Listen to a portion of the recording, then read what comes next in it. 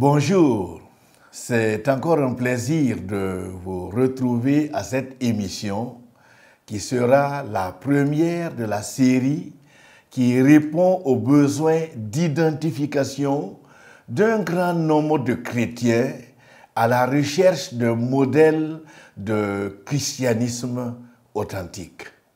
Et aujourd'hui, notre point focal sera sur la vie et le ministère d'Ananias. Nous avons dans le Nouveau Testament un récit bref sur la vie et le ministère d'une personne qui, même aujourd'hui, il n'est pas bien connu. C'était un chrétien ordinaire, mais mature spirituellement. Ananias a été un chrétien dont l'anonymat a pris fin à cause de sa foi et de son obéissance à Dieu. Le besoin de modèle aujourd'hui est devenu urgent, puisque cette rareté de repères n'a pas favorisé une croissance normale de la spiritualité et de la stabilité de la foi de plusieurs chrétiens. Nombreux sont ceux et celles qui viennent se convertir et qui auraient souhaité s'identifier à quelqu'un, qui auraient souhaité avoir un repère, avoir un modèle.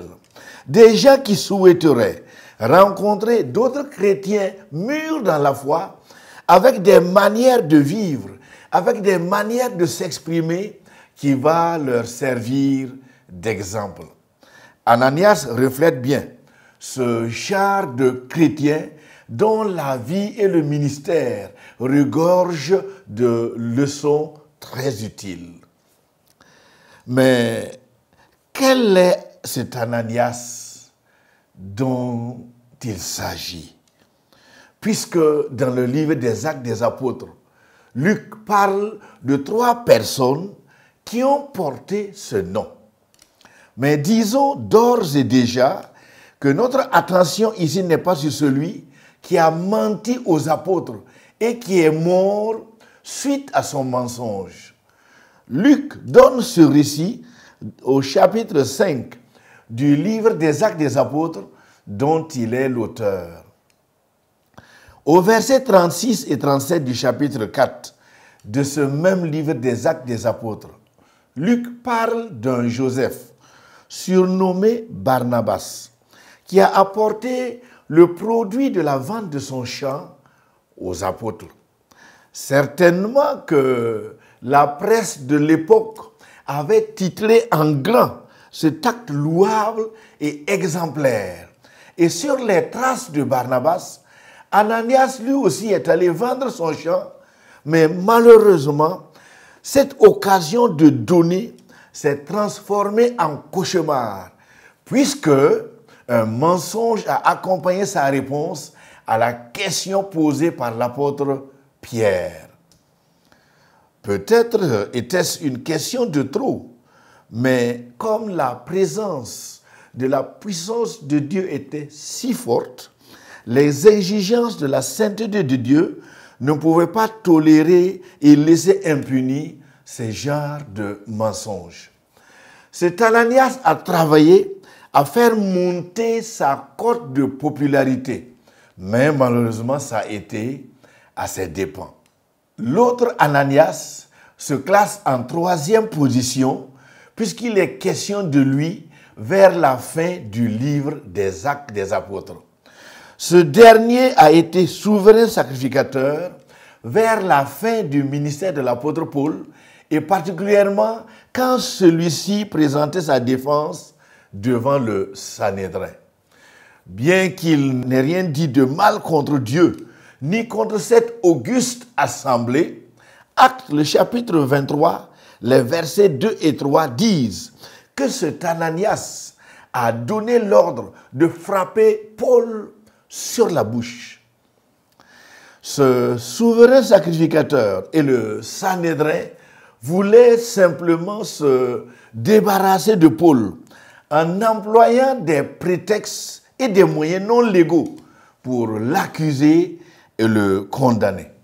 Venons maintenant à Ananias, le modèle de croyant auquel nous encourageons chacun à s'identifier. C'est au chapitre 9 du livre des Actes des Apôtres que Luc mentionne brièvement le cas de ce juif devenu chrétien et qui résidait non pas à Jérusalem, mais à Damas.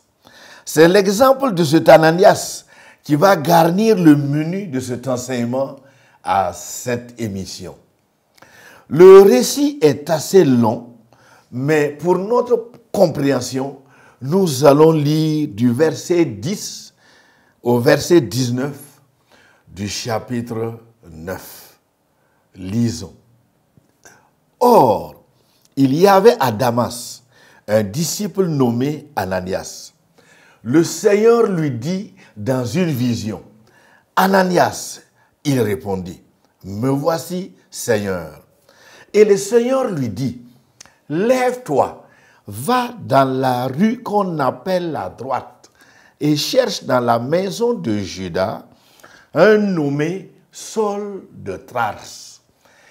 Car il prit et il a vu en vision un homme du nom d'Ananias qui entrait et qui imposait les mains afin qu'il recouvrât la vue. » Verset 13. Ananias répondit, « Seigneur, j'ai appris de plusieurs personnes tous les maux que cet homme a fait à tes saints dans Jérusalem. Et il a ici des pouvoirs de la part des principaux sacrificateurs pour lier tous ceux qui invoquent ton nom. » Mais le Seigneur lui dit, « Va, car cet homme est un instrument que j'ai choisi pour porter mon nom devant les nations, devant les rois et devant les fils d'Israël. Et je lui montrerai tout ce qu'il doit souffrir pour mon nom. » Ananias sortit, et lorsqu'il fut arrivé dans la maison, il imposa les mains à Saul en disant, « Saul, mon frère, le Seigneur Jésus qui t'est apparu sur le chemin par lequel tu venais, m'a envoyé pour que tu recouvres la vue et que tu sois rempli du Saint-Esprit. » Au même instant, il tomba de ses yeux comme des écailles et il recouvra la vue. Il se leva et fut baptisé. Et après qu'il eut pris de la nourriture, les forces lui revinrent. Saul resta quelques jours avec les disciples qui étaient à Damas. Fin de lecture. Dans ce contexte de persécution, où tous les efforts étaient d'étouffer l'Église naissante, ce disciple a été le premier à regarder Saul, à sa conversion et à pouvoir l'appeler son frère. En effet, Saul était toujours aveugle suite à sa rencontre avec le Seigneur Jésus sur la route de Damas. Et il a rencontré le Seigneur parce que de Jérusalem, il allait à Damas avec l'autorisation des chefs religieux pour arrêter et emprisonner ceux qui, bien sûr, adhéraient à cette église naissante. Le texte de Actes chapitre 9, versets 3 à 6, dit ceci. Comme il était en chemin et qu'il approchait de Damas plutôt, tout à coup, une lumière venant du ciel resplendit autour de lui. Il tomba par terre et il entendit une voix qui lui disait, « Saul, Saul, pourquoi me persécutes-tu » Il répondit, « Qui es-tu, Seigneur » Et le Seigneur lui dit, « Je suis Jésus que tu persécutes. Il te sera dur de regimber contre les aiguillons. » Tremblant et saisi d'effroi, il dit, « Seigneur, que veux-tu que je fasse » Et le Seigneur lui dit, « Lève-toi, entre dans la ville et on te dira ce que tu dois faire. » Dans cette confusion, puisque terrifié et aveuglé, Saul priait. Ce lion dompté a vu dans une vision la visite d'un homme appelé Ananias, venu lui imposer les mains pour qu'il recouvrît la vie. Au lieu de se classer dans le lot du dernier Ananias que nous avons cité plus haut et qui était imbu d'orgueil, cet Ananias s'est laissé conduire par le Seigneur. Il est bien de noter qu'Ananias n'était pas apôtre. Il était un simple croyant qui obéissait à Dieu à un moment difficile. Ananias était un juif pieux, devenu chrétien. Actes chapitre 22, le verset 12 dit que tous les juifs de Damas rendaient de lui un bon témoignage. Oh, qu'il est beau de voir toute la communauté dire à l'unisson qu'il était un croyant authentique. Assez souvent, lorsqu'une personne vient à Christ parce que son entourage se dresse contre lui, il s'enferme parfois en introverti et rompt avec son entourage. Mais Ananias est resté en contact avec les gens, tout en veillant à la qualité de sa relation avec Dieu. Venons maintenant à l'état de sa sensibilité spirituelle.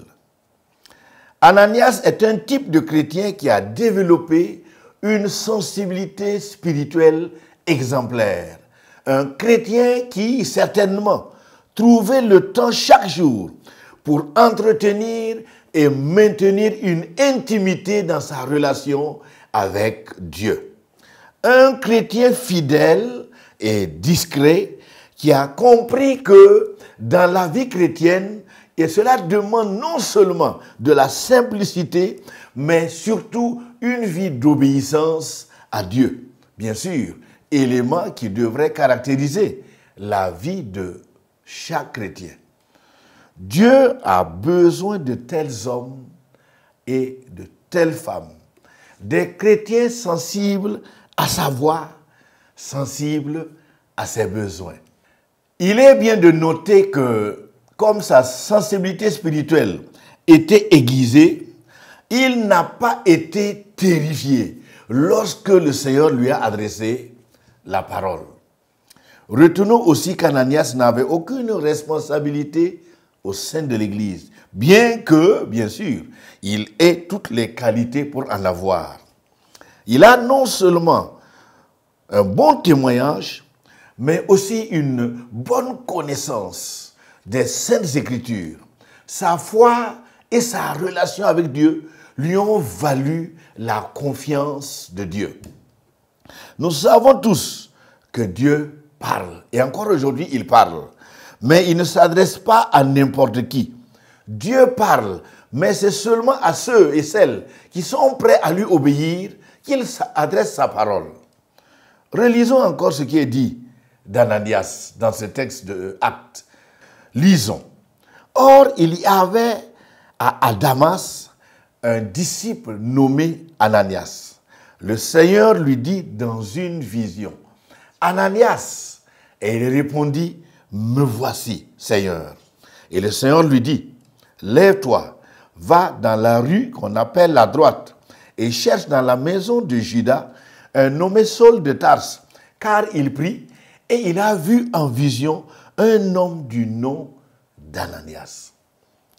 Ici, nous voyons une indication qui permet de classer Ananias parmi les habitués à la voix de Dieu. La plupart de ceux qui ont reçu un message de Dieu pour la première fois ont tous laissé apparaître leur peur et bien sûr la surprise. L'absence de la surprise ici indique que cette voix lui était familière. Une autre indication qu'il est bien de prendre en compte et qui nous est aussi précieuse est sa réponse immédiate sans hésitation. Cela indique aussi le degré de relation qu'il entretenait avec Dieu. le degré de la permanence de leur relation qui lui permettait une conversation régulière avec Dieu. Passons au point qui va suivre, en relevant le degré de sa disponibilité à Dieu, ses qualifications à recevoir des visions, mais aussi à se voir confier des missions, et bien sûr, plusieurs autres qualificatifs qui nous ont poussés à faire de la vie de ce croyant une étude approfondie. Voyons d'abord sa disponibilité à Dieu. Devant l'ordre de Dieu d'aller rencontrer Paul, bien sûr Saul, Ananias avait, comme tant d'autres personnes, la latitude de refuser par un non catégorique. Et même si son libre choix lui permettait de refuser d'accomplir la mission, par sa réponse positive, Ananias a démontré devant la face du monde le degré de sa disponibilité à Dieu. Voyons aussi ce qualificatif de recevoir de Dieu des visions. Tous les chrétiens sont-ils qualifiés à recevoir des messages de la part de Dieu? Ananias, lui, l'était. Combien sont-ils à être spirituellement aveugles et qui, malheureusement, n'en font aucun problème? À la lumière de la parole de Dieu, nous voyons que le Seigneur guide ceux qui lui sont fidèles. Paul a reçu, lui aussi, une vision, voyant Ananias venir lui imposer les mains pour qu'il recouvre la vue. La vision reçue par Pierre aussi est un signe, bien sûr, toujours dans le livre des Actes, c'est un signe qui indique que Dieu communique avec ceux qui, bien sûr, recherchent sa présence. Voici encore un troisième qualificatif qu'il est bien pour nous de relever. Ananias était un croyant qualifié pour recevoir de la part de Dieu une mission à accomplir. Il était un homme à qui Dieu pouvait confier une mission, même si cette mission se classait dans le lot, oui, bien sûr, des missions des plus difficiles. Ananias avait aussi compris qu'il faisait face à la décision souveraine de Dieu. Ça, c'est très important. Même s'il ne comprenait pas bien, une mission auprès d'un Saul, persécuteur engagé, qui faisait beaucoup de ravages. Et Ananias a mesuré, bien sûr, la gravité de cette mission. Mais les révélations qu'il vient de recevoir sur Saul ont calmé ses appréhensions. Lisons encore le texte. Et le Seigneur lui dit, « Lève-toi, va dans la rue qu'on appelle la droite et cherche dans la maison de Judas un nommé Saul de Tarse. Car il prie et il a vu en vision un homme du nom d'Ananias qui entrait et qui lui imposait les mains afin qu'il recouvrât la vue. » La réponse d'Ananias à Dieu justifie l'ampleur de la tâche qu'il avait à accomplir. Ananias a échangé avec Dieu, non pas pour discuter, mais pour exprimer la réalité sur cet homme. Parce que Saul avait des pouvoirs pour faire du mal aux chrétiens et bien sûr, c'était comme un lion dangereux. Et Ananias a été honnête en faisant part à Dieu de ses inquiétudes et bien sûr, cela avec révérence. Et la leçon pour nous est qu'il est possible aussi d'ouvrir notre cœur à Dieu et lui dire ce qui est au tréfonds de notre cœur, nos appréhensions et nos inquiétudes. Ananias avait compris que sa mission avait une triple portée. Il devait prier non seulement pour la conversion de Saul, puis prier pour qu'il recouvre la vue, et enfin, il devait lui donner une parole prophétique sur la mission qu'il attendait. Actes chapitre 9, Les versets 16 et 17 contiennent des informations relatives à la future mission de Saul. Lisons. Mais le Seigneur lui dit, va, car cet homme est un instrument que j'ai choisi pour porter mon nom devant les nations, devant les rois et devant les fils d'Israël. Et je lui montrerai tout ce qu'il doit souffrir pour mon nom. À l'appel de Dieu, Ananias n'a pas hésité et sa réponse a été ferme. Me voici. C'était un croyant qui était prêt à accomplir la volonté de Dieu. Un homme disponible, quelle que soit la tâche à accomplir. C'est pour cette raison que nous classons Ananias parmi les chrétiens les plus exemplaires. Un modèle auquel il est possible de s'identifier. Relevons encore un quatrième qualificatif, puisqu'il est un croyant sensible aux besoins de ses frères. À écouter les témoignages de l'auteur et de Saul lui-même, Ananias a fait cas des souffrances de ses frères chrétiens, c'est-à-dire qu'il suivait les informations, parce qu'il était préoccupé non pas seulement de ses propres besoins, mais aussi du bien de ses frères chrétiens. Bien sûr, n'est-il pas nécessaire pour nous aujourd'hui d'avoir des hommes et des femmes au calibre d'Ananias, des gens qui, dans les églises, qui se font anonymes, c'est-à-dire qui ne se font pas remarquer et pourtant sont fidèles à Dieu et Dieu les voit. Un qualificatif que nous plaçons en 5e position et cependant qui n'est pas des moindres est le fait de savoir qu'il y a toujours un prix à payer lorsqu'il s'agit d'obéir à Dieu. Il n'est pas possible de servir Dieu de manière efficace sans que les difficultés ne s'invitent. D'ailleurs, dans le contenu de la mission de Saul, le mot souffrance y figure, pour dire que servir Dieu et la souffrance vont parfois de pair. Celui ou celle qui veut servir Dieu doit être prêt à souffrir si c'est le cas. Saul ne souhaitait que rencontrer un tel homme.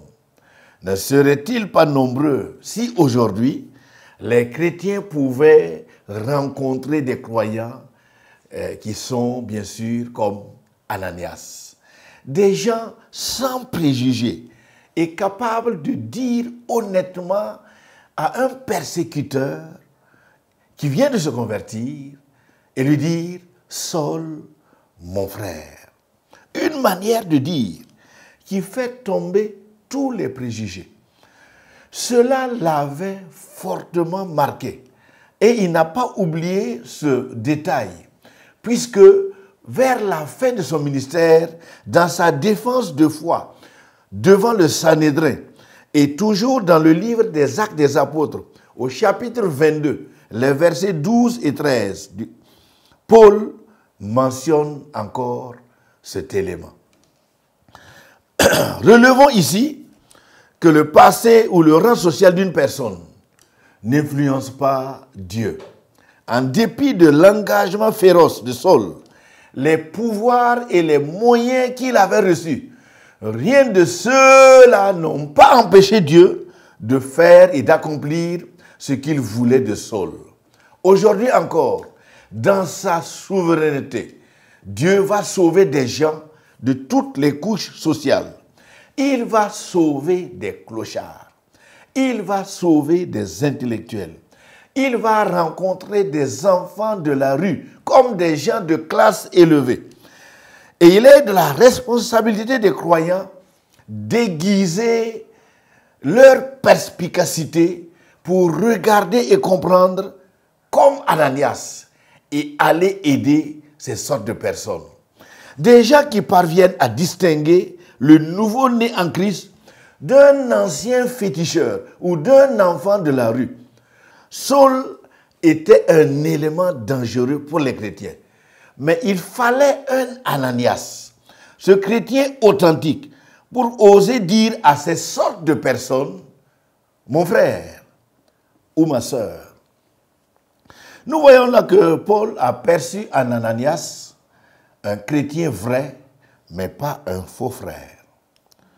Saul apprend par la bouche d'Ananias que Dieu l'avait destiné à être témoin de Jésus-Christ.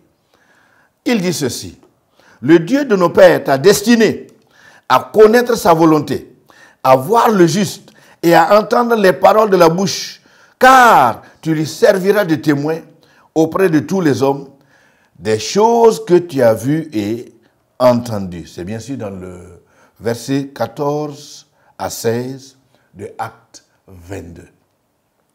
Après cela, c'est encore Ananias qui a conduit Saul vers les disciples. Il ne l'a pas laissé orphelin. Acte 9, les versets 21 et 22, dit ceci. Saul resta quelques jours avec les disciples qui étaient à Damas.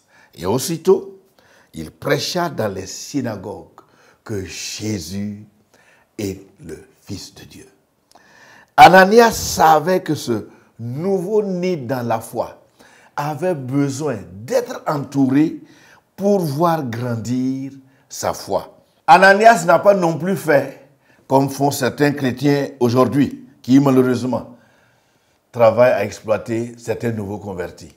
Ne voyons-nous pas certains chrétiens exploiter de manière éhontée des nouveaux convertis? Mais nous voyons également ici que, après avoir accompli fidèlement sa mission, et après avoir été le trait d'union entre Saul, ce nouveau converti, et les chrétiens de Damas, la Bible ne fait plus mention de cet Ananias.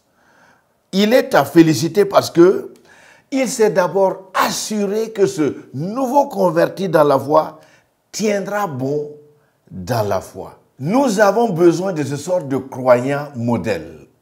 Bien sûr, dans notre contexte aujourd'hui, dans les églises. Des gens qui savent aider les autres à grandir dans la foi, à développer une relation saine avec Dieu. Qu'il est urgent d'avoir de tels chrétiens parmi nous, qui aideront plusieurs frères et sœurs à pouvoir aimer Dieu de tout leur cœur et grandir spirituellement. Ce sont ces sortes de chrétiens sans compromis et au témoignage irréprochable qui seront la solution aux besoins d'identification des jeunes chrétiens aujourd'hui. Venons maintenant à la conclusion de cette émission et disons qu'il est reconnu que même les bonnes choses ont une fin. Et même si l'étude de la vie de cet homme ne peut être conclue facilement, disons comme mot de la fin qu'Ananias était un homme ordinaire comme chacun de nous. La différence, c'est qu'il a grandi spirituellement. Pouvoir garder la foi et garder un bon témoignage n'est pas donné à tous les chrétiens. Voici ce qu'il était dit de lui. Tous les Juifs demeurant à Damas rendaient de lui un bon témoignage. Et Saul a vu aussi en cet homme un vrai homme de Dieu. Ananias est le type de disciple qui sait écouter son maître. C'est de lui qu'il recevait des enseignements. L'accoutumance à la voix de Dieu avait permis à Ananias d'intervenir au moment convenable et surtout sans hésitation et sans précipitation. Ananias est aussi le type de chrétien qui communique régulièrement avec Dieu. Pour avoir développé une bonne sensibilité spirituelle, Ananias pouvait communiquer avec Dieu et recevoir aussi de lui des visions. Et au-delà de ces visions, Dieu pouvait lui confier une mission, même si cette mission chez Saul se classait parmi les missions les plus difficiles. Terminons en insistant que le besoin de chrétiens et le besoin de serviteurs de Dieu, dont la manière de vivre peut servir de modèle, est demandé afin de permettre à tous les chrétiens qui sont à la recherche de repères, les chrétiens qui sont à la recherche de modèles, de pouvoir s'identifier et plaire à Dieu. Répétons pour terminer les 3 besoins urgents aujourd'hui. Commençons d'abord par le besoin de chrétiens qui travaillent à devenir des modèles bien sûr pour les autres. Deuxièmement, le besoin de chrétiens sensibles à la voix de Dieu. Et enfin, le besoin de chrétiens disponibles et prêts à se laisser utiliser par Dieu. Que Dieu vous bénisse et soyons tous comme cet Ananias à la gloire et l'honneur de notre Dieu. Amen.